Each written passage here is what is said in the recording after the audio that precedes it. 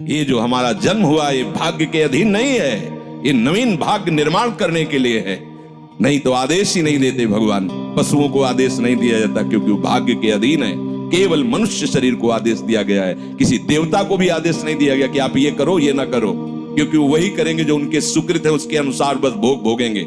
आगे कुछ नहीं कर सकते, नवीन कर्म नहीं कर सकते, न नारकी जी कर सकते हैं, न स्वर्ग के कर सकते हैं। सब अपने अपने परिणाम को केवल भोग रहे हैं। यहां परिणाम उपस्थित करने का अवसर है। आप जो चाहो अपना परिणाम कर सकते हो। आप चाहो नरक जाओ, चाहे स्वर्ग जाओ, चाहे नारायण बन जाओ, जो चाहो कर सकते हो। मनुष्य शरीर है तो ऐसा शास्त्र स्वाध्याय और पंडिताई ज्ञान किस काम का जो भगवत प्राप्ति प्रारब्ध पे छोड़ दे।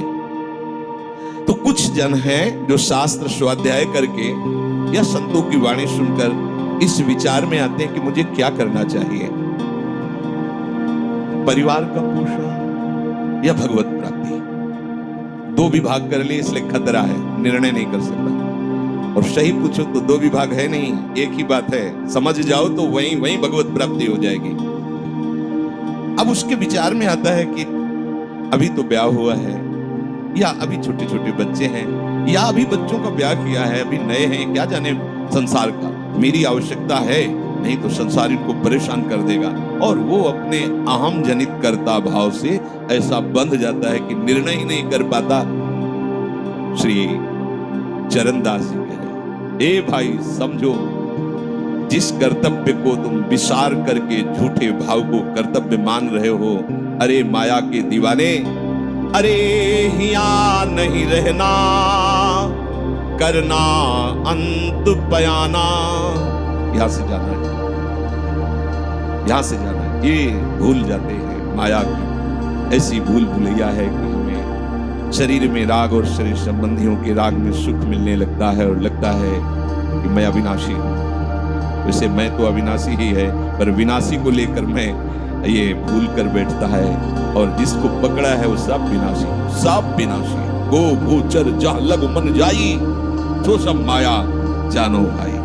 दुनिया में लाखों का मेला जुड़ा, हंसा जब जब उड़ा तो अकेला उड़ा। समझो, ये माया की चाल है जो तुम्हें समझने नहीं दे रही है भाई।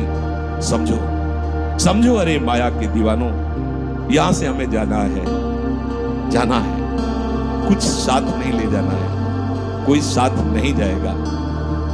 बस तुम फंस गए हो मोह दलदल में। ये कुटुंब का मोह ऐसा मोह है कि कैसे तुम्हें बताएं। याद ही नहीं आती कि मुझे जाना है, याद ही नहीं आता कि सब छूटना है। ये समझ में नहीं आता कि मैं आया किस लिए। बड़ी विचित्र भूल भुलैया है। मोह कुटुंब के अवसर को दो बातें आती है, परिवार का पालन पोषण, ये धर्म पालन करूं, या हरि का भजन करके भगवत प्राप्ति करूं। तो बोले मोह कुटुंब के अवसर खोयो, अवसर मिला है तुमने, भलो पायो दांवरे, चूक ना अवसर प्यारे, भलो पायो दांवरे। बड़ा अच्छा अवसर मिला है भजन करने का, चूक गए तो फिर पछताना पड़ेगा। हरि की सुध बिसराई। अब वो निर्णय करता है परिवार के पोषण का, क्योंकि मोह मुक्त है।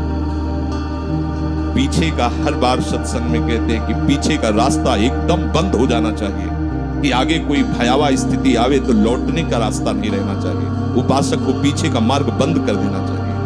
पर होता क्या है, अपने लोग बहुत कमजोर हैं, तो कदम ऐसे रखते हैं पर पीछे वाला पुष्ट बनाए रखते हैं कि अगर इधर थोड़ी भी आंच लगी तो कदम पीछे करके सुरक्षित हो जाए। वो सुरक्षित नहीं है, वो सुरक्षित नहीं है, वो असुरक्षा है। परिवार का राग, अन्य भरोसा, किसी देहधारी का भरोसा, किसी वस्तुओं, ये भरोसे लायक चीज है। अरे क्षण में बिगड़ जाने वाली चीज है। भरोसा तो हरि का है, भरोसा तो हरि गुरु चरण सेवा अनुसरो। ये भरोसा कभी तुम्हें विश्वासहीन नहीं होने देगा। ये भरोसा कभी धोखा नहीं। साधुते हो न कारज हानि, कभी तुम्हारा मंगल नहीं हो सकता। मोह कुटुंब के अवसर खोयो, हरि की सुध बिसराई। अब दिन तो बैल की तरह काम करने में व्यतीत हो रहा है और रात्रि नींद और भोग में समाप्त हो रही है। आठों पहर की 60 घड़ियां बेकार में इसने व्यतीत कर दी।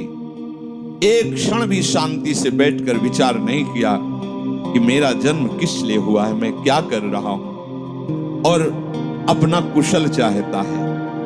एक छिन हरि को नाम लेनो कुशल कहां ते हुई, तब लगी कुशलन जीव को सपने हो मन विश्राम। स्वप्न में भी शांति नहीं मिल सकती जब तक भजन नहीं करोगे। बालक अवस्था तो खेल में चली गई, जवानी हुआ तो अहंकार मद छाया, मैं करता मैं भोगता इसमें चली गई। जब वृद्ध आया तो रोग और चिंताओं ने घेर लिया। अब इतना दुखी है कि वो सोच भी नहीं सकता कि मैं इनसे दूर होकर भजन करूं।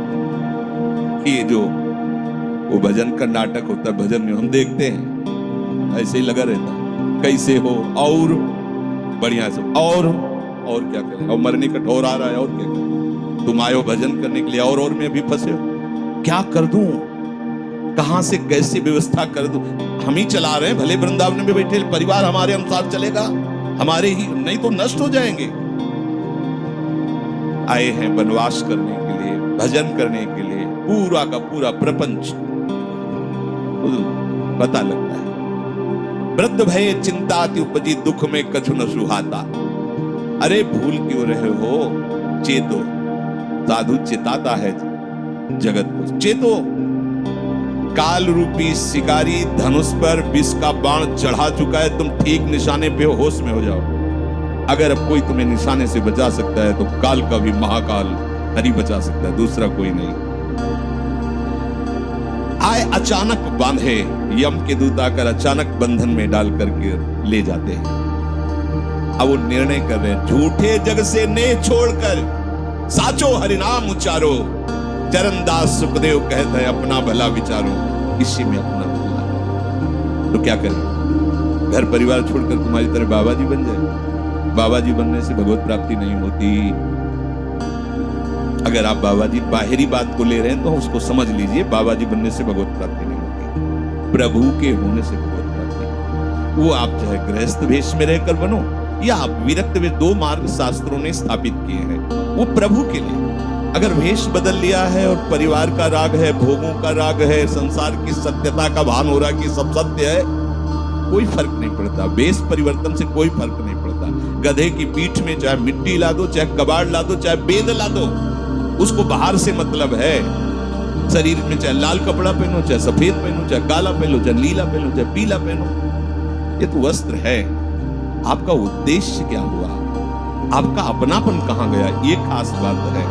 कहीं ऐसा नहीं लिखा कि बाबा जी बनने से वो मोक्ष पद प्राप्त, नहीं। जहां संत की बात आएगी वहां लक्षण होंगे, जहां भगवत प्राप्ति की बात आएगी वहां मन का प्रभु में तन्मयता होना, प्रभु में डूबना, प्रभु के चिंतन में मगन होना होगा। वो चाहे गृहस्थ हो चाहे विरक्त हो, दोनों के। एक है कि संसार का व्यवहार पसंद नहीं तो निवृत्ति मार्ग का पथिक बन गया, और एक है कि संसार के व्यवहार को भगवत स्वरूप समझकर, भगवत अर्पित करते हुए अपने को प्रभु का मानकर, प्रभु को अपना मानकर चल रहा है, ठीक वैसे ही भगवत प्राप्ति उसको भी होगी।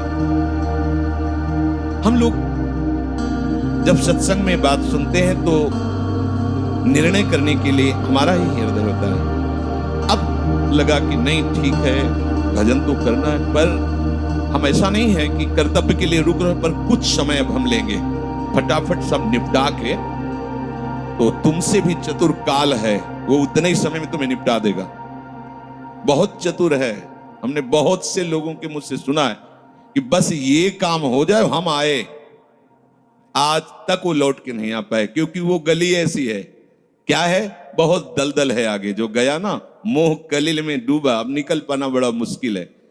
सत्संग में इतना सामर्थ्य है कि अभी आप सुन रहे हो, अभी आपको ऐसे सब ऐसे लगेगा, ऐसे ऐसे निकल जाएंगे, और गेट के बाहर होइएगा, वो हवा लगने दीजिए, तब लगे कैसे निकले। ऐसी प्रचंड माया है। इसीलिए तन ही राख सत्संग में तो मन ही प्रेम रस भयो, तब मन प्रेम रस में बराबर सत्संग होता रहे, बराबर साधु संग मिले। ऐ साधु, ये तमाशा है, तमाशा बस 2 घड़ी का तमाशा है। यहां जितने इकट्ठे हुए हो ये सब मिल नहीं सकते। माता पिता भाई बंधु सब बिछुड़ते चले जा रहे हैं। जो ही आकर सब इकट्ठे मिले हो, ये कभी इकट्ठे नहीं रह सकते। ये कुछ समय का है। संतों ने इसे 2 घड़ी का ऐसे ऐसे व्यतीत हुआ।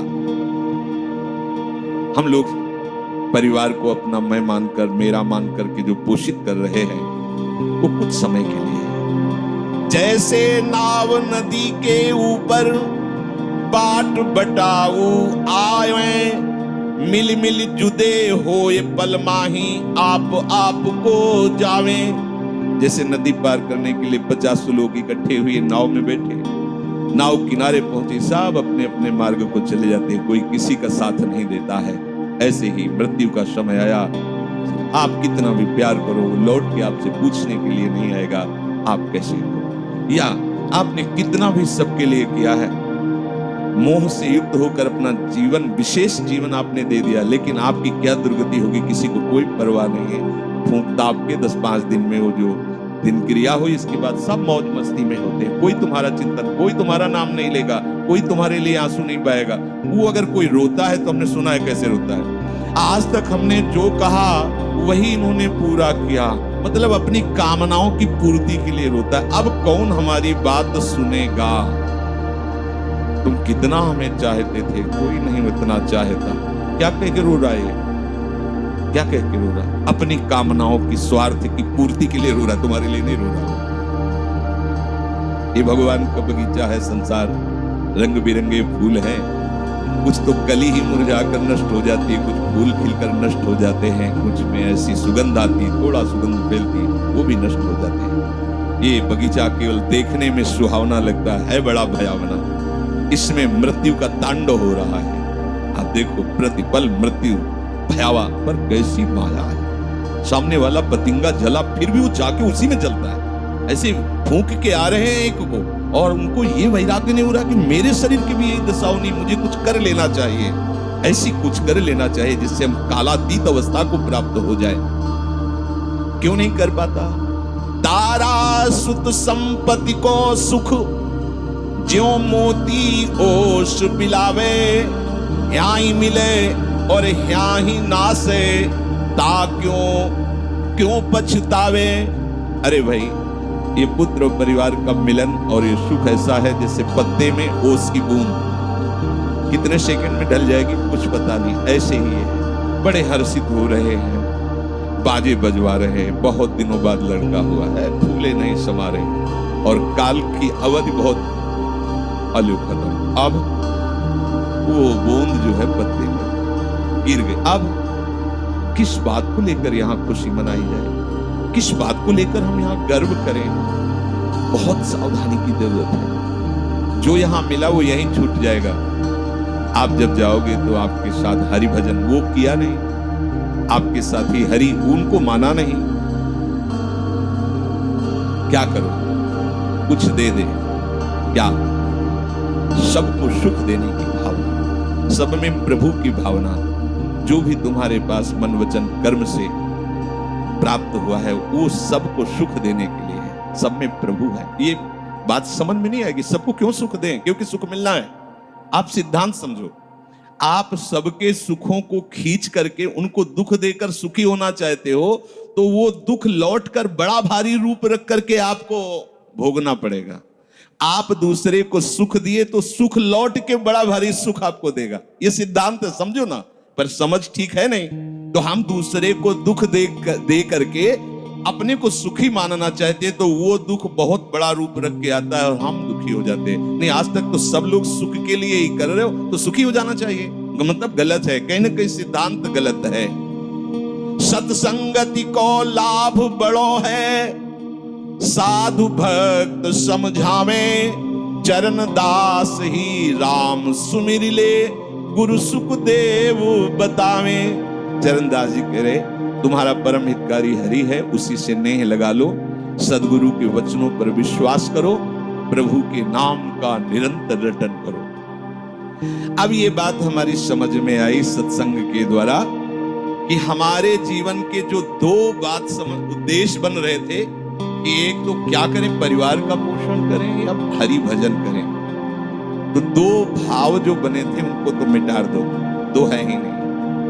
घर गृहस्थी में जो है बिल्कुल उसे बंधनकारी मत समझो, प्रभु का सब कुछ मानकर नाम सुमिरन करते हुए जो सेवा करो। अरे बड़ा आनंद आता है। आपको लगता है कि बैठकर भजन होता है, बिल्कुल ये मन की चाल है, नहीं होता।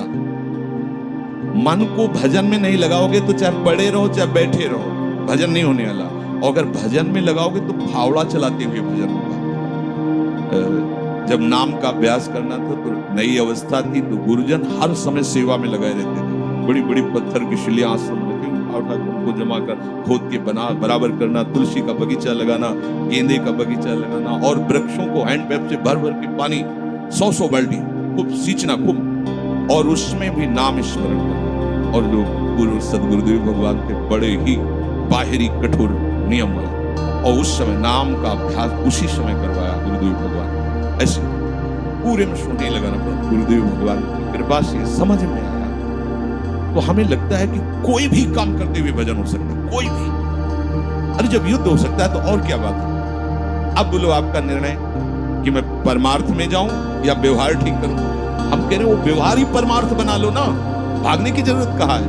और जब आपकी अरुचि बढ़ेगी, वैराग्य बढ़ेगा, तो तुम्हें कोई रोक नहीं पाएगा। वो तो स्थिति आएगी, और अगर स्थिति के लिए बिना तुम भागोगे तो यहाँ की वही प्रपंच करोगे, यहाँ भी वही प्रपंच करोगे, भजन नहीं होगा। तो पहले तो साधक को इस बात को लेकर संदेह होता है कि संसार का व्यवहार करना कर्तव्य है या भजन करके भगवत प्राप्ति करना कर्तव्य।